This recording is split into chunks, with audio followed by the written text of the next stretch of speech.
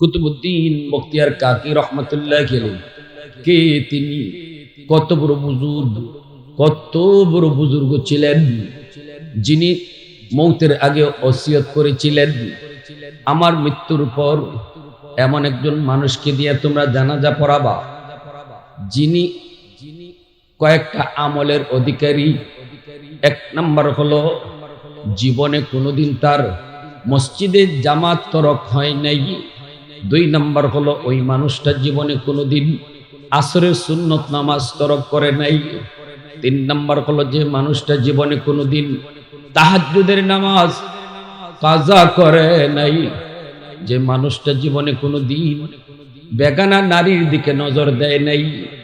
এমন একটা মানুষ পাইলে তাকে দিয়ে জানাজা পড়াইও, যদি না পাও জানাজা সারা আমাকে দাফন দিও। আল্লাহু আকবার।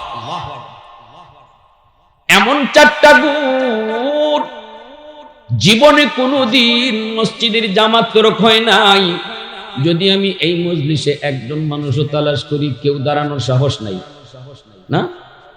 দুই নম্বর গুণটা ছিল জীবনে আসরের 4 রাকাত সুন্নত নামাজ যার তরক হয় নাই।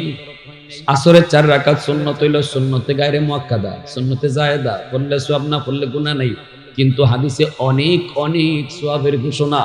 এজন্য এই সুন্নত নামাজটার অনেক দাম। আমরা তো পড়িই না, না পড়লে গুনাহ নাই যেহেতু, এজন্য পড়ি না। জোহরের 4 রাকাতটা পড়ি কারণ এটা মুআক্কাদা, না পড়লে গুনাহ হবে। কিন্তু আসরের সুন্নত তো আমরা না পড়লে গুনাহ নাই যেহেতু পড়ি না। কিন্তু উনি শর্ত লাগাই গেছে জোহরের সুন্নতের না, আসরের সুন্নত যেটা না পড়লে গুনাহ নাই, এই সুন্নতটাও জীবনে কোনোদিন শেষ সারে নাই। 3 নাম্বার হলো জীবনে কোনোদিন তাহাজ্জুদের নামাজ তার মিস হয় নাই। তাহাজ্জুদের নামাজ কোন টাইমে পড়ে? আসরের আগে না জোহরের পরে? কি হবে? তাহাজ্জুদের নামাজ শেষ সাথে পড়ে, ঠিক না?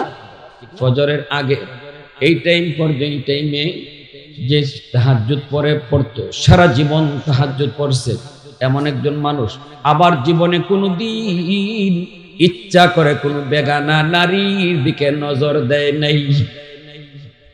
আল্লাহর ওলির ইন্তেকাল হয়ে গেল, হাজারো হাজারো নয়, শুধু লক্ষ মানুষের সমাগম।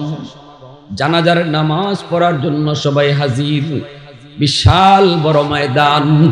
ঘোষণা করে দেওয়া হলো, আসুনি এমন কেউ থাকলে তাড়াতাড়ি এসে জানাজা পড়াও। হুজুর মরণের আগে ওসিয়ত করে গেছেন, এমন কোন মানুষ থাকলে তাকে দিয়ে জানাজা পড়াবা। যদি না পাওয়া যায় তাহলে জানাজা ছাড়াই আমাকে দাফন করবা। তাহলে বোঝা গেল আল্লাহর ওলি তিনি দুনিয়ায় থাকতেই জানতেন এমন একজন মানুষ অবশ্যই আছে। এলান করে দেওয়া হলো, লক্ষ মানুষের ভিতরে কারো সাহস নাই, কেউ দাঁড়াইবার সাহস নাই। এমন 4টা আমল কার জীবনে আছে? কেউ তো দাঁড়ায় না। বারবার মাইকিং করা হয়, এলান করা হয়, তাড়াতাড়ি করে আপনি আসেন। কি আপনি কোথায় বসে আছেন? অবশ্যই আপনি জানাজার নামাজে হাজির হয়েছেন। হুজুর যেহেতু বলছেন অবশ্যই আপনি আছেন। কেউ জানে না, না জানলেও হুজুর জানেন, বিদায় তিনি আপনার কথা বলেছেন। কোথায়? আপনি তাড়াতাড়ি আসেন, জানাজা এসে পড়ান। হাজারো হাজার উলামায়ে কেরাম মজলিসে উপস্থিত, কিন্তু কেউ সাহস করে না। এমন 4টা আমল কার আছে? কেউ সাহস করে না জানাজা পড়ানোর, কেউ তো দাঁড়ায় না। এই অবস্থায় এলান করে দেওয়া হলো, তাহলে জানাজা ছাড়াই হুজুরকে এখন দাফন করা হবে। যেই মাত্র এই ঘোষণা হয়, হঠাৎ করে একজন মানুষ লক্ষ মানুষের ভিতর থেকে আস্তে করে রুমালটা দিয়ে মুখটা ডাইকা দাঁড়াইয়া সোজা জানাজার দিকে, লাশের দিকে আসতেছে। কে সেই মানুষ? তিনি কোন আলেম নন, তিনি কোন আলেম নন। তিনি কে? অবাক হবেন, অবাক। আমরা মনে করি কোন সরকারের পদে বসলে পরে খালি চুরি আর ডাকাতি শিখতে হয়, সরকারি পদে বইসেও আল্লাহর ওলি হওয়া যায়। এই যুগে আমাদের এটা মাথায় আসে না, ঠিক না? আমরা মনে করি যে যত বড় সরকারি চেয়ারে বইছে হে তত বড় ডাকাই হইছে, কিন্তু ওই যুগে তিনি কে? দিল্লির সুলতান, দিল্লির সুলতান যার নাম ছিল শামসুদ্দিন আলতামাস রহমতুল্লাহি আলাইহি। আল্লাহু আকবার। দ্বীনের নবী, মায়ার নবী বলেন, উম্মতের দল, দুনিয়াতে তোমার সন্তান আগমন করে আল্লাহর ওলি হইয়া। সমস্ত সন্তান মার গর্ভ থেকে দুনিয়ায় যখন আসে, মঈনুদ্দিন চিশতির মতো, আব্দুল কাদের জিলানীর মতো এমন ওলি হইয়া নবীজি বলেন দুনিয়াতে আগমন করে। এরপরে তার বুজুর্গি নষ্ট হয় কেমন করে, তার বিলায়ত নষ্ট হয় কেমন করে, তার মারিফত নষ্ট হয় কেমন করে। আল্লাহর নবী বলেন, উম্মতের দল, তার মা বাবার ভুল সিদ্ধান্তের কারণে, বাপ মা এই কথা ভুলে যাওয়ার কারণে আল্লাহর পক্ষ থেকে সন্তান আমানত। অতএব আল্লাহর মর্জি মতো সন্তানকে লেখাপড়া করাইতে হবে, আল্লাহর মর্জি মতো সন্তানকে খাওয়া পড়া করাইতে হবে।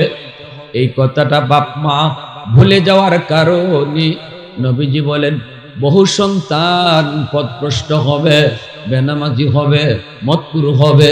নবীজি বলেন এটা সন্তানের দোষে নয়, মা বাবার ভুল সিদ্ধান্তের কারণে। আমার সন্তান আগমন করলো আমার আল্লাহর জমিনে, ঘরের পরিবেশ, যেই পরিবেশে সে বড় হবে, এই পরিবেশটা আমি কেমন করে বানাইলাম, আমার ঘরের পরিবেশ কেমন, এই পরিবেশের আসর যায় সন্তানের উপরে পড়বে। যদি ঘরের পরিবেশটা আল্লাহর মর্জি মতো হইতো, ঘরে যদি টেলিভিশন না চলতো, ঘরে যদি গান বাজনা না চলতো, ঘরে যদি কোরআন তেলাওয়াতের আওয়াজ থাকতো, তাহলে আমার সন্তান আগমন করেছে যেমন আল্লাহর ওলি হইয়া, ঘরের পরিবেশেও সে আল্লাহর ওলি থাকতো।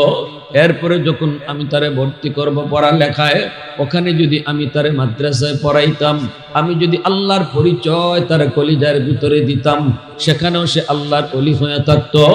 এরপরে কবর পর্যন্ত সে আল্লাহর ওলি হইয়েই কবরেও যাইতো। যেরকম সুবহানাল্লাহ। কিন্তু যুবক, আমার ভুলের কারণে, আমি বাবার ভুলের কারণে আমার সন্তানের মারিফত আজকে নষ্ট হলো, আমার সন্তানের বুজুর্গি আজকে নষ্ট হলো। কারণ সন্তান ঘরের পরিবেশ দেখতেছে, মায় গান শুনে, দেখতেছে মায় বেপরদায় চলে, দেখতেছে বাবায় টেলিভিশন দেখে, দেখতেছে মায় নামাজ পড়ে না, দেখতেছে ঘরের ভিতরে নামাজের পরিবেশ নাই, কোরআন তেলাওয়াতের আওয়াজ হয় না। যার কারণে আমার সন্তান আসছিল মঈনুদ্দিন চিশতির মতো ওলি হইয়া, এই উবিলায়ত, এই বুজুর্গি আর মারিফত নষ্ট করলাম আমি মা, আমি বাবা। কানে তার আওয়াজ যাওয়ার কথা কোরআন তেলাওয়াতের, কিন্তু না, আমি তার কানে আওয়াজ পৌঁছাইলাম গানের আওয়াজ, ঠিক কিনা? কান হলো তার অডিও রেকর্ডার, চোখ হলো সন্তানের ভিডিও রেকর্ডার। যদিও অবুঝ শিশু, দুধের বাচ্চা, আমি মনে করি বুঝে না, বুঝে না, কিন্তু নবীর হাদিস বলে দুধের বাচ্চাও সবকিছু বুঝে। আল্লাহ তারে চোখ দিয়েছেন ভিডিও রেকর্ডার বানায়া, কান দিয়েছেন আল্লাহ তারে অডিও রেকর্ডার বানায়া। আমার দুধের বাচ্চা চোখের সে যা দেখবে, এই দৃশ্যটা সে মরণ পর্যন্ত রেকর্ড করে রাখবে। কানের মধ্যে আমার দুধের বাচ্চা যা শুনবে, কানের মধ্যেও সেই আওয়াজটা সে রেকর্ড করে রাখে। যেদিন সাপ্লাই দেয়, এতদিন যা রেকর্ড হয়েছে তাই সাপ্লাই দেয়, এতদিন যা রেকর্ড হয়েছে তাই সাপ্লাই দেয়। বাবা যদি মাকে বকাবকি করে, এই বকার আওয়াজটাও সন্তানের কানে রেকর্ড হয়ে থাকে। যেদিন বড় হয় এদিন সন্তান অটো গালি শিখে যায়, ঠিক না? জোরে বলেন। এজন্য আল্লাহ নবী বলছেন, স্বামী স্ত্রীর বৈধ সম্পর্ক যেটা গোপন সম্পর্ক, এটাও অবুঝ বাচ্চার সামনে কইরো না, রাসূল নিষেধ করছেন। প্রশ্ন করবেন, হুজুর দুধের বাচ্চা কি বা বুঝে? আল্লাহ রসুল নিষেধ করছেন, রসুল না বুঝে নিষেধ করেন নাই। আমার আপনার চেয়ে রসুলের বুঝ বেশি, কারণ আমার রসুল যা বলেন তা নিজের থেকে বলেন না, কার ইশারায়। জোরে বলেন। এই বাচ্চাটা শিশুকালে যা দেখবো কথা কইতে পারে না, কিন্তু চোখে যা দেখতেছে এই দৃশ্যটা তার চোখের ভিতরে রেকর্ড করে রাখতেছে, মেমোরিতে রেকর্ড হয়ে থাকতেছে। আর যেদিন সে সাপ্লাই দিবে, এতদিন যা রেকর্ড করবে ওটাই সাপ্লাই দিবে। টেপের মধ্যে যদি আপনি গান রেকর্ড করেন, টেপ বাজাইলে গানই বাজবে। টেপে যদি আপনি কোরআন তেলাওয়াত রেকর্ড করেন, টেপ বাজাইলে তিলাওয়াতই বাজবে, ঠিক না? এখন আমি বাবা সিদ্ধান্ত নিব, আমার সন্তানের কানে আমি কি রেকর্ড করব? গান বাজনা রেকর্ড করব নাকি কোরআন তেলাওয়াত রেকর্ড করব? সিদ্ধান্ত নিবে মা, সিদ্ধান্ত নিবেন বাবা। এই সিদ্ধান্তে যদি বাপ মা সঠিক হয়, এই সিদ্ধান্তে যদি বাপ মা সঠিক হন, তাহলে সন্তানের ভবিষ্যৎ আলোকিত। সন্তান ওলি যেমন হইছে, ওলি হয়ে যেমন আসছে, মারিফত লইয়া যেমন আইছে, মারিফত লইও দুনিয়াতে বাঁচবে, মারিফত লইও সে কবরে যাবে। আর যদি মা বাবা ভুল সিদ্ধান্ত এই ব্যাপারে নাও, তাহলে সন্তান আসছিল ওলি হইয়া, জাহান্নামী বানাইলাম আমি মা বাবা, তাহলে তো সন্তান আল্লাহর কাছে মার বিরুদ্ধে মামলা দিবি। এ আমার ভাই যুবক, বাবার চেয়ে মায়ের আসর সন্তানের উপরে বেশি পড়ে। অনেক মায়েরা এখানে আসছেন, আমি কিছু কথা বলি, একটু মন দিয়ে শুনেন। বাবার চেয়ে সন্তানের উপরে মায়ের আসর বেশি পড়ে। এজন্য কিয়ামতের ময়দানে সন্তানের ব্যাপারে আল্লাহ পাক বাবাকে যদি একটা প্রশ্ন করে, মাকে দুইটা করবে। কারণ সন্তান মার টাচে ছিল বেশি, পেটে ছিল 10 মাস 10 দিন, এটাও মায়ের পেটে, ঠিক না? পেটে সন্তান থাকা অবস্থায় মা যা করে এই সন্তানের উপরে মার কাজটা গিয়ে আসর পড়ে। পেটে সন্তান নিয়ে যদি মা বেশি বেশি মিষ্টি খায়, সন্তান বড় হওয়ার পরে মিষ্টি প্রিয় হয়। পেটে সন্তান নিয়ে যদি মা বেশি বেশি টক খায়, সন্তান বড় হওয়ার পরে টক প্রিয় হয়। পেটে সন্তান নিয়ে যদি মা বেশি বেশি ঘুমায়, সন্তান বড় হওয়ার পরে অলস হয়। পেটে সন্তান নিয়ে মা যদি টুকটাক কামকাজ করে, এই সন্তান বড় হওয়ার পরে কর্মঠ হয়। পেটে সন্তান নিয়ে যদি মা বেশি বেশি গান শুনে, সন্তান বড় হওয়ার পরে গায়ক হয়। পেটে সন্তান নিয়ে যদি মা বেশি বেশি করে কোরআন তেলাওয়াত করেন, এই সন্তান অল্প দিনে হাফেজে কোরআন হয়। পেটে সন্তান নিয়ে যদি মা বেপরদায় চলে, সন্তান ব্রেন ঢিলা হয়। আর পেটে সন্তান নিয়ে যদি মা পর্দায় থাকে, এই সন্তান বড় হওয়ার পরে মেধাবী হয়। অতএব মা, কিয়ামতের ময়দানে আল্লাহ তোমাকে প্রশ্ন করবে সন্তানের ব্যাপারে বেশি।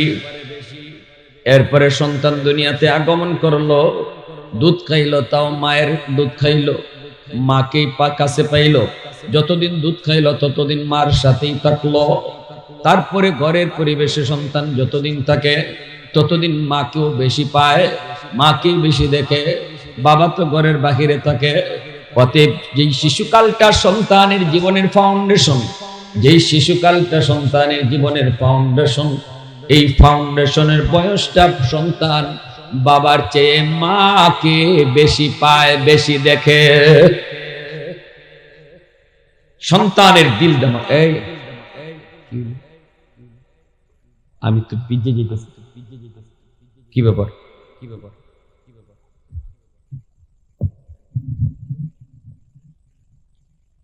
আল্লাহ, কষ্ট হইতেছে আপনাদের?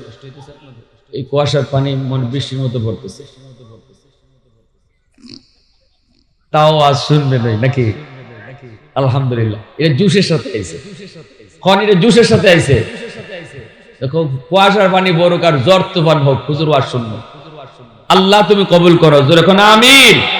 আরো জোরে আমিন। কারা কারা সজাগ আছেন, মনোযোগ কার কার আছে হাত উঠে আল্লাহরা দেখা। আল্লাহ কবুল করো, জোরে কই আমিন। আরো জোরে আমিন। আল্লাহ। ভাইয়ের আমার, দুধ খাওয়ানোর সময় যদি মা দুধ খাওয়ানোর সময় মা সতর্ক, দুধের বাচ্চাটা মা যদি ওই সময়ে দুধের বাচ্চার সামনে টেলিভিশন দেখে, তাহলে ওই টেলিভিশনের চিত্রটা দুধের সাথে যায় ঢুকতেছে।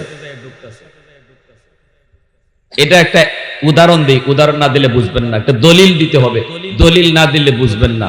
দলিলটা হলো, বহুত বড় একজন আল্লাহর ওলি ছিলেন ভারতের, যার নাম ছিল কুতুবউদ্দিন বখতিয়ার কাকি রহমতুল্লাহ আলাইহি। নাম ছিল কি? কুতুবউদ্দিন বখতিয়ার কাকি। তিনি খাজা মঈনুদ্দিন চিশতি রহমতুল্লাহ আলাইহির সুযোগ্য শাগরেদ। ইনার আম্মা শিশুকালটা বাচ্চাদেরকে যেই বয়সটাতে বাচ্চারা জন্মের পরেই কি আমরা মাদ্রাসা দিয়ে দিই, ভর্তি করে বা স্কুলে, কিছু সময় 5 বছর পর্যন্ত মিনিমাম ঘরে থাকে, 5-6 বছর পর্যন্ত থাকে না। এই 5-6 বছরটার জন্য সন্তানের মা বাবা হইল তার প্রথম শিক্ষক, আর এই ঘর হলো সন্তানের জন্য প্রথম স্কুল। একজন মানুষের জীবনের সর্বপ্রথম শিক্ষক কেডা? কোন? মা বাবা। সর্বপ্রথম শিক্ষক কে? কারণ বাপ মা তার জীবনের প্রথম শিক্ষক, আর প্রথম বিদ্যালয় ঘর, নিজের ঘর, ঠিক না? প্রথম শিক্ষকের কাছ থেকে প্রথম বিদ্যালয়ে মানুষ যা দেখে যা শিখে, এটা মরণ পর্যন্ত ইয়াদ থাকে। এটার আসর বেশি হয়, কারণ শিশুদের দিল দিমাগ কাদামাটির মতো। এই সময় কাদামাটিতে আপনি যা খুশি তা লিখতে পারবেন, মাটি শক্ত হয়ে গেলে লিখতে চাইলেও লেখা যায় না। এই শিশুকালটাতে বাচ্চারা যা শিখে, যা দেখে, যা বুঝে, এটা পাথরে খুদাই করে তার কলিজায় আর তার দিমাগে ঢুকাই দেওয়া হয়। স্কুল কলেজ ভার্সিটিতে গেলেও এই সন্তান শিশুকালে মার কাছ থেকে বাবার কাছ থেকে যা শিখছিল এটা কোনোদিন ভুলবে না। এজন্য আল্লাহর পরিচয়, আমার নবীর পরিচয়, জান্নাতের পরিচয়, জাহান্নামের পরিচয়, এগুলা শিশুকালে মার দায়িত্ব সন্তানকে বোঝানো। আল্লাহ, রসুল, জান্নাত, জাহান্নাম, বাবা এটা করলে আল্লাহ খুশি হয়, এইভাবে চললে আল্লাহ খুশি হয়, ডান হাতে খাও এতে আল্লাহ খুশি হয়। বাচ্চাটা দেখবেন কইব, আম্মা আল্লাহ খুশি হইলে কি হয়? আল্লাহ কেডা? প্রথম প্রশ্নটাই করবে বাচ্চা, আম্মু আল্লাহকে। তখনই আপনি কইতেইব, আল্লাহ ইনি যিনি তোমাকে আমাকে সমস্ত কায়নাতকে যিনি বানাইছেন। এই কথাটা তার দিলে ঢুকতেছে, তার দিমাগে ঢুকতেছে। আমার আল্লাহর পরিচয় কম কথায় মা শিখাইয়া দিয়েছেন আল্লাহর পরিচয়টা। তখনই কইব, আম্মু আল্লাহ খুশি হলে কি হয়? বাচ্চারা প্রশ্ন বারবার করে, ঠিক না? আল্লাহ খুশি হলে কি হয়? আপনি কইলেন, বাবা আল্লাহ খুশি হলে আল্লাহ জান্নাত দেয়। বাচ্চাটার দিমাগের মধ্যে জান্নাত ঢুকলো, জান্নাত নামটা তার দিমাগে শিশুকালে আপনি ঢুকাইয়া দিলেন। এইবার বাচ্চাটা প্রশ্ন করবো, আম্মু জান্নাতে গেলে কি হয়? বলে, জান্নাতে আল্লাহ সুখ শান্তি আরাম আয়েশ রাখছে আজীবনের জন্য, ওই জান্নাতে মরণ নাই, যে জান্নাতে যাইব আজীবন সে সুখ শান্তি পাইব। ওই কথাগুলো এইভাবে ঢুকাইলে। সালাম কালাম তারে শিখান, কালেমা তারে শিখান, ঘুমের দোয়া তারে শিখান, খাওয়ানোর দোয়া তারে শিখান। এইভাবে তারে সন্তানদের যেই বয়সটাতে সে মার কাছে থাকবে, বাবার কাছে থাকবে, ঘরের পরিবেশ, এখনো স্কুলে বা মাদ্রাসায় ভর্তি করার টাইম হয় নাই, ওই সময়টাতে যা শেখানোর তা আপনি তারে শিখান। আজও আমার মনে পড়ে, যুবক, আজও মনে পড়ে, আমার বয়স হয়তো এরকমই, হয়তো বা এরকম 6-7 বছর, স্কুলে হয়তো তৃতীয় না ফৌড়ে জানি পরিমন নাই। আব্বার পাশে আব্বার একজন বন্ধু আমাদের বাসায় আসলেন, রুমে বৈশা বৈশা গল্প করেন। আমি ছোট্ট মানুষ, আব্বার কাছে গেলাম, যাই আব্বার কাছে যাই ঘেঁষাঘেঁষি করি। ছোট ছোট বাচ্চারা বাবার কাছে আইসি এরকম ভাবে শরীর লাগায় লাগায় ঘষাঘষি করে। কি করেন? আব্বা আমারে কইতেছেন, আব্বু সালাম দিলা না? তো আমি সাথে সাথে বলতেছি, আসসালামু আলাইকুম। আমার আঙ্কেল যিনি, ইনি কিন্তু হাসিয়ে দিছে, ইনি হাসিয়া বলতেছে, ওয়ালাইকুম আসসালাম, বাবা তুমি বেঁচে থাকো। কিন্তু আমার আব্বা বলতেছেন, না তোমার এই সালাম আমি নিব না। আব্বা বলতেছেন সালাম নিব না, তুমি রুম থেকে বের হও। অথচ আমার আব্বা একজন জেনারেল শিক্ষিত, ইংরেজি শিক্ষিত মানুষ, সরকারি হাসপাতালের ডাক্তার ছিলেন, রিটায়ার্ড এখন। বলতেছি তুমি বের হও, রুম থেকে বের হও, বের হও, বের হইয়া রুমে ঢুকার সময় আবার সালাম দিয়ে ঢুকো, রুমে ঢুকতে সালাম দিয়ে ঢুকো। তো না, আমার আঙ্কেল কিন্তু বারবার বলতেছিল, ভাই ছোট মানুষ বুঝে না, বাদ দিয়ে দেন, সালাম তো দিছেই। আব্বা তখন বলছিলেন, ভাই আমি যদি এখন ওর সালামটা আমি গ্রহণ করি, সারা জীবন মনে থাকবে না, তাকে সারা জীবন যদি মনে রাখাইতে হয়, রুম থেকে বের করতে হবে, আবার সালাম দিয়ে রুমে ঢুকাইতে হবে। সেই কাজটা করার কারণে আজ 30 বছর পরেও আমার শিশুকালের সেই কথাটা আজও মনে আছে। বাবা হওয়া সহজ, এ যুবক, আদর্শ বাবা হওয়া কঠিন। মা হওয়া সহজ, আদর্শ একজন মা হওয়া কঠিন। ঠিক কিনা জোরে কর? খাজা কুতুবউদ্দিন বখতিয়ার কাকি রহমতুল্লাহ আলাইহির মা নিজের থেকে যা শিখাইবার শিখাইছেন, এরপরে তাকে নিয়ে চললেন মাদ্রাসায়, উস্তাদের কাছে। কারণ আমার সন্তানের প্রথম লেখাপড়া শুরু হবে আল্লাহর পরিচয় দিয়া। যেই পড়ালেখার ভিতরে আল্লাহর পরিচয় নাই, নবীর পরিচয় নাই, আখিরাতের ফিকির নাই, কবরের আলোচনা নাই, ওই পড়ালেখা করার দ্বারাও সে মানুষ হয় না। আখিরাতের ফিকির, আখিরাতের চিন্তা, আখিরাতের জীবন, আল্লাহর কাছে জবাবদিহিতামূলক শিক্ষা যেই শিক্ষার মধ্যে নাই, এই শিক্ষায় কোনোদিন মানুষ হয় না। এই শিক্ষা কি হয় না? ঠিক কিনা জোরে বলেন। আমার ভাইরা বন্ধুরা, কুতুবউদ্দিন বখতিয়ার কাকি রহমতুল্লাহ আলাইহি কে তিনি, কত বড় বুজুর্গ ছিলেন, যিনি মৌতের আগে ওসিয়ত করেছিলেন, আমার মৃত্যুর পর এমন একজন মানুষকে দিয়ে তোমরা জানাজা পড়াবা, যিনি কয়েকটা আমলের অধিকারী। এক নাম্বার হলো, জীবনে কোনোদিন তার মসজিদে জামাত তরক হয় নাই। 2 নাম্বার হলো, ওই মানুষটা জীবনে কোনোদিন আসরের সুন্নত নামাজ তরক করে নাই। 3 নাম্বার হলো, যে মানুষটা জীবনে কোনোদিন তাহাজ্জুদের নামাজ কাজা করে নাই, যে মানুষটা জীবনে কোনোদিন বেগানা নারীর দিকে নজর দেয় নাই। এমন একটা মানুষ পাইলে তাকে দিয়া জানাজা পড়াইও, যদি না পাও জানাজা সারা আমাকে দাফন দিও। আল্লাহু আকবার। এমন 4টা গুণ, জীবনে কোনোদিন মসজিদের জামাত তরক হয় নাই। যদি আমি এই মজলিসে একজন মানুষও তালাশ করি, কেউ দাঁড়ানোর সাহস নাই না। 2 নাম্বার গুণটা ছিল, জীবনে আসরের 4 রাকাত সুন্নত নামাজ যার তরক হয় নাই। আসরের 4 রাকাত সুন্নত হইল সুন্নতে গায়রে মুআক্কাদা, সুন্নতে জায়েদা, পড়লে সওয়াব, না পড়লে গুনাহ নাই। কিন্তু হাদিসে অনেক সওয়াবের ঘোষণা। এজন্য এই সুন্নত নামাজটার অনেক দাম।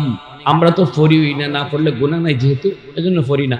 জোহরের 4 রাকাতটা পড়ি, কারণ এটা মুআক্কাদা, না পড়লে গুনাহ হবে। কিন্তু আসরের সুন্নত তো আমরা না পড়লে গুনাহ নাই যেহেতু পড়ি না। কিন্তু উনি শর্ত লাগাই গেছে, জোহরের সুন্নতের না, আসরের সুন্নত যেটা না পড়লে গুনাহ নাই, এই সুন্নতটাও জীবনে কোনোদিন সে ছাড়ে নাই। 3 নাম্বার হলো, জীবনে কোনোদিন তাহাজ্জুদের নামাজ তার মিস হয় নাই। তাহাজ্জুদের নামাজ কোন টাইমে পড়ে? আসরের আগে না জোহরের পরে? কি হবে? তাহাজ্জুদের নামাজ শেষ সাথে পড়ে, ঠিক না? ফজরের আগে। এই টাইম পর্যন্ত, এই টাইমে যে তাহাজ্জুদ পড়তো, সারা জীবন তাহাজ্জুদ পড়ছে এমন একজন মানুষ আবার জীবনে কোনোদিন ইচ্ছা করে কোনো বেগানা নারীর দিকে নজর দেয় নাই। এরকম মনে হয় আমরা সবাই এখানে এমনই আছি না? বেগানা নারীর দিকে ইচ্ছা করে নজর দেয় না এই যুগে। মিলানি। এজন্য হাকিম আক্তার সাহেব রাহিমাহুল্লাহ তিনি বলছেন, এই ফিতনার যুগে এতগুলো আমল লাগতো না, শুধু একটা আমলের গ্যারান্টি যদি কেউ দেয়, যদি একটা আমলের গ্যারান্টি আমাকে কেউ দেয়, আমিও তার গ্যারান্টি দিয়ে একটা পুরস্কারের কথা বলবো। কি গ্যারান্টি? তিনি বলছিলেন যদি কেউ গ্যারান্টি দিয়া কয় আমি ইচ্ছা করে কোনো বেগানা নারী দেখি না, বাস্তবেও না মোবাইলেও না, যদি এই গ্যারান্টিটা আমাকে কেউ দিতে পারে, হাকিম আক্তার সাহেব আরেফ বিল্লাহ তিনি বলেন আমি গ্যারান্টি দিয়া না খালি কাগজে লিখকে দিমু সে আল্লাহর ওলি হয়ে গেছে। এই যুগে আল্লাহর ওলির ইন্তেকাল হয়ে গেল, হাজারো হাজারো নয় শুধু লক্ষ মানুষের সমাগম, জানাজার নামাজ পড়ার জন্য সবাই হাজির। বিশাল বড় ময়দান, ঘোষণা করে দেওয়া হলো আসুনি এমন কেউ থাকলে তাড়াতাড়ি এসে জানাজা পড়াও। হুজুর মরণের আগে ওসিয়ত করে গেছেন এমন কোন মানুষ থাকলে তাকে দিয়ে জানাজা পড়াবা, যদি না পাওয়া যায় তাহলে জানাজা ছাড়াই আমাকে দাফন করবা। তাহলে বোঝা গেল আল্লাহর ওলি তিনি দুনিয়ায় থাকতেই জানতেন এমন একজন মানুষ অবশ্যই আছে, ঠিক না? নাইলে এই কথা কেন কইতেন যে তাহলে আমার জানাজা ছাড়াই দাফন দিলাই ভাই, জানাজা ছাড়া দাফন কেউ হয় নাকি? হ্যাঁ, উনি কইছে যদি নাওই পাও জানাজা ছাড়া দিবা, তাহলে বোঝা গেল আল্লাহর ওলি তিনি জানতেন আর উনি জানতো, দুনিয়ার আর কেউ না জানলো, এরা দুইজনে জানাজানে ছিল। এক ওলি আর এক ওলির খবর জানে, মানিকে মানিক চিনে, রতনে রতন চিনে, ঠিক কিনা ভাই? প্রশংসা করবো কার? আওয়াজ দিয়া বলো কার? वहदत की हिफाजत नहीं बेकुव्वत बाजू,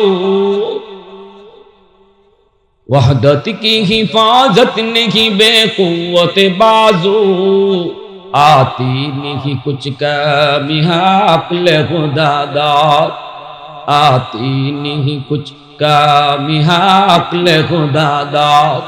ऐ मर्द खुदा तुझको कुव्वत नहीं हासिल, जा बैठ किसी गार में अल्लाह का कर याद, ये सच ही कि बातिल की तरफदार नहीं हम, गद्दार न समझो हमें गद्दार नहीं हम, फूलों की तरह नरम मिजाज अपना है नजार, हम तीर नहीं नेज़ा व तलवार नहीं हम तीर नहीं नेज़ा व तलवार नहीं हम।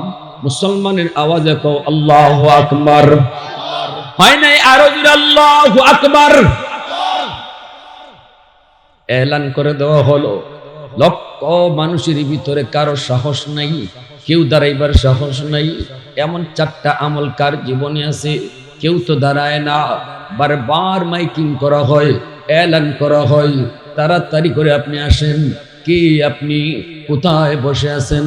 অবশ্যই আপনি জানাজার নামাজে হাজির হয়েছেন, হুজুর যেহেতু বলছেন অবশ্যই আপনি আছেন। কেউ জানে না, না জানলেও হুজুর জানেন, বিদায় তিনি আপনার কথা বলেছেন। কোথায় আপনি তাড়াতাড়ি আসেন, জানাজা এসে পড়ান। হাজারো হাজার উলামায়ে কেরাম মজলিসে উপস্থিত, কিন্তু কেউ সাহস করে না। এমন চারটা আমল কার আছে কেউ সাহস করে না জানাজা পড়ানোর, কেউ তো দাঁড়ায় না।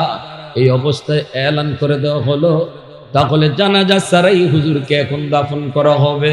যেই মাত্র এই ঘোষণা হয়, হঠাৎ করে একজন মানুষ লক্ষ মানুষের ভিতর থেকে আস্তে করে রুমালটা দিয়ে মুখটা ডাইকা দাঁড়াইয়া সোজা জানাজার দিকে, লাশের দিকে আসতেছে। আল্লাহু আকবার জোরে কইবেন না? আর একটু জোরে কোন আল্লাহু আকবার।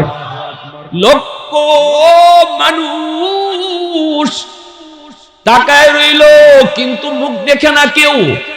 রুমাল দিয়া মুখটারে ঢাইকা লাশটার দিকে আসতেছে জানাজা পড়ানোর জন্য। সামনে আসলো আইসে আল্লাহর ওলি কুতুবউদ্দিন বখতিয়ার কাকি রহমতুল্লাহি আলাইহি। ওনার চেহারার উপর থেকে কাফনের কাপড়টা সরাইলো, সরায়া লোকটা তার চেহারাটা খুললো। চেহারাটা খুইলা তাকায়া কয়, ও আল্লাহর ওলি, ও আল্লাহর ওলি, কেন আপনি এই শর্ত লাগায় গেলেন? আমি তো চাইছিলাম আমার এই আমল যেন আল্লাহ ছাড়া কেউ না জানে। আমি তো চাইছিলাম আমার এই আমল আল্লাহ ছাড়া কেউ যেন না জানে। আপনি কেন এই শর্ত লাগায় গেলেন? আপনি জানতেন আর আমি জানতাম। আমিও তো আপনার কিছু গোপন আমল জানি। আমি তো কোনোদিন আপনার গোপন আমল কারো কাছে প্রকাশ করি নাই। বিনিময়টা আপনি তো আপনার আমলের আল্লাহর কাছ থেকে 100 বুঝে নিয়ে নিবেন। কিন্তু আমার আমলটা আপনি কেন প্রকাশ করলেন? আমি তো বিনিময়টা শুধু আল্লাহর কাছে চাইছি। আল্লাহু আকবার। আমি তো আমার গোপন আমলের বিনিময় শুধু আল্লাহর কাছ থেকে শুধু চাইছিলাম। আপনি কেন এটা প্রকাশ করলেন? এই বইলেই কয় জানাজা দাঁড়াও। জানাজা রেডি হয়ে গেল, তিনি জানাজার নামাজ পড়ে ফেলছেন। আর বলছিলেন এতটুকুই, যদি এক বিন্দু পরিমাণ আমি আল্লাহর কাছে পুরস্কার কম পাই, এজন্য আমি কিয়ামতের মাঠে আপনাকে আল্লাহর সামনে দায়ী করব। সুবহানাল্লাহ, জোরে কর। তালিবে মৌলা হো মেরে ইশকে নিরালা, मैं तालिबे मौला हूँ मेरे इश्क़े निराला, है जुमला जहाँ जिनकी तजल्ली से उजाला, है जुमला जहाँ जिनकी तजल्ली से उजाला, मादरुद जहाँ गैर खुदा यार नदारम, जुज़ याद खुदा ही चिदिगुर कार नदरम, जुज़ याद खुदा ही चिदिगुर कार नदरम। মুসলমানের আওয়াজ এখন আল্লাহু আকবার। বাইরে এবার আপনাদের জানার ইচ্ছা হয় কি হয় না, এই লোকটা কেডা? কার কার হয়? একটু হাতটা উঠে আল্লাহর দেখা। আল্লাহ তুমি কবুল করো, জোরে কোন আমিন। কে সেই মানুষ? তিনি কোন আলেম নন, তিনি কোন আলেম নন। তিনি কে? অবাক হবেন, অবাক। আমরা মনে করি কোন সরকারের পদে বসলে পরে খালি চুরি আর ডাকাতি শিখতে হয়, সরকারি পদে বইসেও আল্লাহর ওলি হওয়া যায়। এই যুগে আমাদের এটা মাথায় আসে না, ঠিক না? আমরা মনে করি যে যত বড় সরকারি চেয়ারে বইছে হে তত বড় ডাকাইত হইছে। কিন্তু ওই যুগে তিনি কে? দিল্লির সুলতান, দিল্লির সুলতান যার নাম ছিল শামসুদ্দিন আলতামাস রহমতুল্লাহি আলাইহি। আল্লাহু আকবার। শুধু মন্ত্রী না, তিনি সুলতান, তিনি বাদশাহ, তিনি দিল্লির বাদশাহ, যার নাম ছিল শামসুদ্দিন আলতামাস রহমতুল্লাহি আলাইহি। এত বড় আল্লাহর ওলি। তিনি কে? তিনি ওই কুতুবউদ্দিন বখতিয়ার কাকির শাগরিদ, ওনারই শাগরিদ, ওনারই শাগরিদ। উনার কাছ থেকেই তিনি আল্লাহকে চিনছেন, ইনার কাছ থেকেই তিনি মারিফত নিয়েছেন। এজন্য পীরি পিসাব ছাত্ররে ভালো করে চিনত। তিনি বুঝতেছেন আমার ছাত্র এমনই, আমার শাগরিদ এমনই। এজন্য বলি যুবক, সন্তানকে ডাক্তার বানাও, ইঞ্জিনিয়ার বানাও, মন্ত্রী বানাও, প্রফেসর বানাও, ব্যারিস্টার বানাও, প্রধানমন্ত্রী বানাও, আপত্তি নাই। কিন্তু শামসুদ্দিন আলতামাস তিনি প্রধানমন্ত্রী হয়েও যদি এত বড় আল্লাহর ওলি হতে পারলেন, আমার আপনার সন্তানও পারবে না কেন? কথা শুধু একটাই, মা বাবা একটু বুঝো, সন্তান আল্লাহর পক্ষ থেকে আমার কাছে আমানত। আমি নিজের ইচ্ছায় চালাইবো না, আল্লাহর ইচ্ছায় চালাইবো, ঠিক কিনা? ওই কুতুবউদ্দিন বখতিয়ার কাকি কেন এত বড় ওলি হয়েছে বুঝেন? মা শিশুকালে নিয়ে গেছে উস্তাদের কাছে, উস্তাদজি আমার ছেলেটারে মুসলমানি শিখান দিয়া। তো মা চলে আসছে। এবার উস্তাদ কইতেছে, বাবা পড়ো আলিফ বা তা সা। কিন্তু ছোট্ট কুতুবউদ্দিন তিনি বলতেছেন, উস্তাদজি আলিফ বা নয়, আলিফ লাম মিম, যালিকাল কিতাবু লা রাইবা ফীহ। উস্তাদ শিখায় কই বাবা পড়ো আলিফ বা তা সা, কিন্তু ছোট্ট বাবু কুতুবউদ্দিন কয় আলিফ লাম মিম। শুধু আলিফ লাম মিম শেষ না, আল্লাহর কোরআনের 15 পারা উস্তাদের সামনে এক বসায় হিফজ শোনায়া দিলেন। অবাক হয়ে উস্তাদ শুনতেছেন, অবাক হয়ে শুনেন, আর উস্তাদের চোখ দিয়ে দর দর করে পানি ঝরে। বাবা রে কি শুনাইতেছ রে বাবা? মা কইল আলিফ বা শিখাইমু, আর তুমি কিনা আমাকে আলিফ লাম শিখাও। বাবা পর আরো পর, আল্লাহু আকবার। বাবা পর আরো পর, আরো শোনাও। এইভাবে 15 পারা হিফজ শুনে দিচ্ছেন। উস্তাদ অবাক হয়ে বলতেছে বাবা চল। কুলে নিছেন, বুকে নিছেন, কপালে চুমু খায় কয় আম্মুর কাছে চলো। কেন তোমার আম্মু এমন মজাক করলো, কেন ঠাট্টা করলো? তুমি 15 পারার হাফিজ, অথচ তোমার মা আমাকে বলল আলিফ বা তা সা শিখামু। চলো মায়ের কাছে চলো। পর্দার আড়াল থেকে ডাক দিয়ে কয় মা কেন তুমি মজাক করলা, ঠাট্টা করলা কেন? মা কই উস্তাদ জি কি হয়েছে? কয় তুমি বলেছ উস্তাদে কয় আলিফ বা তা সা শিখামু, কিন্তু না তোমার ছেলে তো আলিফ বা পড়ে নাই, সে তো আলিফ লাম মিম কইয়া কোরআনের 15 পারা শোনাইছে। মা চিৎকার দিয়ে আল্লাহু আকবার কইয়া জমিনে সিজদায় পড়ে গেছে। মা আল্লাহু আকবার কইয়া জমিনে সিজদায় পড়ে কান্না করে আর কই উস্তাদ জি খোদার কসম, খোদার কসম আমি মা নিজেও জানি না, আমি মা নিজেও জানি না আমার কুতুবউদ্দিন কেমন করে 15 পারার হাফিজ হয়েছে। তবে যদ্দূর মনে পড়ে আমি মা ছিলাম 15 পারার হাফেজা। আমি আমার কুতুবউদ্দিনকে যখনই দুধ খাওয়াইতাম, কখনো অজু ছাড়া আমি দুধ পান করাই নেই। আমি মা মনে পড়ে যখনই দুধ পান করাইতাম তখনই কোরআন তেলাওয়াত করতাম, মনে হয় দুধের সাথে তিলাওয়াত ঢুকছে। আল্লাহু আকবার, জোরে কোন আল্লাহু আকবার। ও আমার মা, দিলটা নরম করে কথাগুলি বুঝো, একটু বুঝো গো মা। দুধের সাথে মায় তিলাওয়াত করলে যদি তিলাওয়াত দুধের সাথে যায় ঢুকে, মা যদি সন্তানকে দুধ পান করানোর সময় টেলিভিশন দেখে গান শুনে, তাহলে গানের আওয়াজটাও দুধের সাথে ঢুকতে পারে কি পারে না? এজন্যই নবী বলেছেন মা বাবা সতর্ক হও, সন্তানকে নিজের মর্জি মতো চালাও না, মর্জি মতো শিখাও না, তারে তুমি আল্লাহর মর্জি মতো চালাও। হারাম খানা কখনো খাওয়াইয়া বড় কইরো না। সন্তানকে তুমি আদর কইরা সন্তান যা চায় তা দিলা, কিন্তু হারাম পন্থায় লাভ নাই। এই সন্তান কিয়ামতের ময়দানে বাবার বিরুদ্ধে মামলা দিয়া কইব আল্লাহ আমার বাবা হারাম খাওয়ানোর কারণে আমি আজকে বেনামাজি হইছি, আমি আজকে মদ করুছি, গাঞ্জা করুছি, আমার বুজুর্গি নষ্ট হয়েছে, আমার মারিফত নষ্ট হয়েছে, বাবা সুদের টাকা ঘরের ভিতরে ঢুকাইছে, সুদের টাকা দিয়ে আমি সন্তানকে বড় করছে, যার কারণে আজকে তোমাকে আমি ভুলে গেছি। আল্লাহ আমার বাপরে আটকাও, আমার বাবারে আটকাও, বাবারে ডাবল শাস্তি দাও। যেই সন্তানের মায়ায় পড়ে তুমি হারাম ঘরে ঢুকাইছো, এই সন্তানই কিন্তু আল্লাহর আদালতে তোমাকে আটকায় দিবে। ইয়াউমা ইয়াফিরুল মারউ মিন আখিহি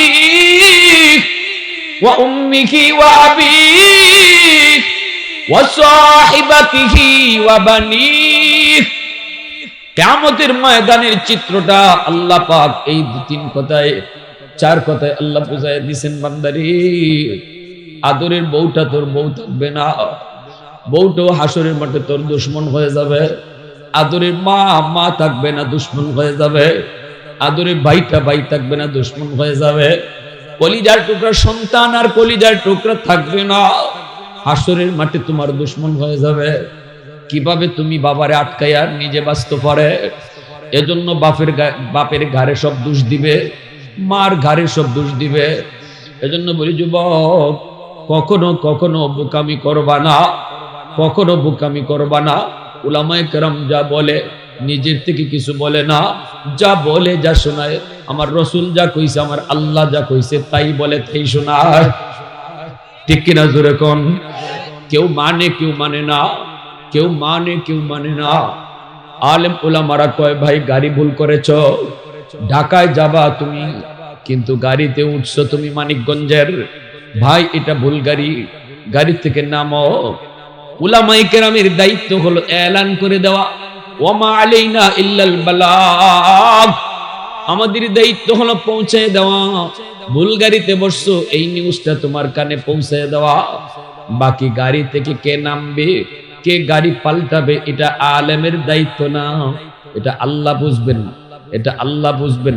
উলামায়ে কেরামের দায়িত্ব গাড়ি থেকে টাইন্না নামানো নয়। উলামায়ে কেরামকে এই দায়িত্ব আল্লাহ দেয় নাই।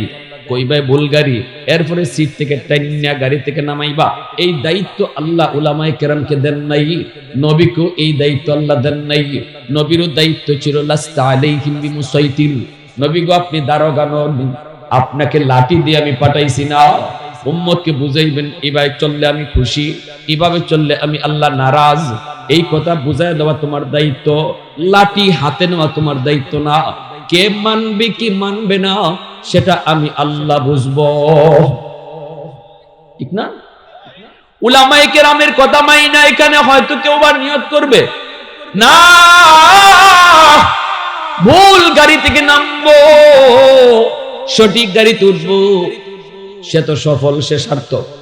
নিয়ত যদি করে না আজকে থেকে আর নিজের মর্জি সন্তানের ব্যাপারে চালাবো না, সন্তানকে আমার আল্লাহর মর্জি মতো বড় করব, আল্লাহর মর্জি মতো তারে শিখাবো, আল্লাহর মর্জি মতো তারে পড়ালেখা করাবো, তাহলে সে গাড়ি বদলাইলো, আলেমদের কথা মানলো, কপালে হেদায়েত নসিব হলো। আর কিছু মানুষ আছে শুনবে ঠিকই কিন্তু মানবে না। যেমন গাড়িতে যদি এলান করি, কিছু মানুষ আছে এমনও কইতে পারে তো ধুত মিয়া সিট কাটছি বইছি, আরামে সিটটা নিয়ে বইছি, গাড়ি থেকে নামবো না।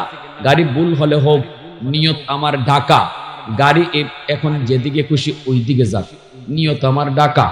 নিয়ত যদি খালি ঢাকায় রাখে গাড়ি, এই গাড়ি কোনোদিন ঢাকায় যাইব? কোনদিন। আমরা এখানে যারা বসছি সবার নিয়ত জান্নাতে যাওয়ার, ঠিক না?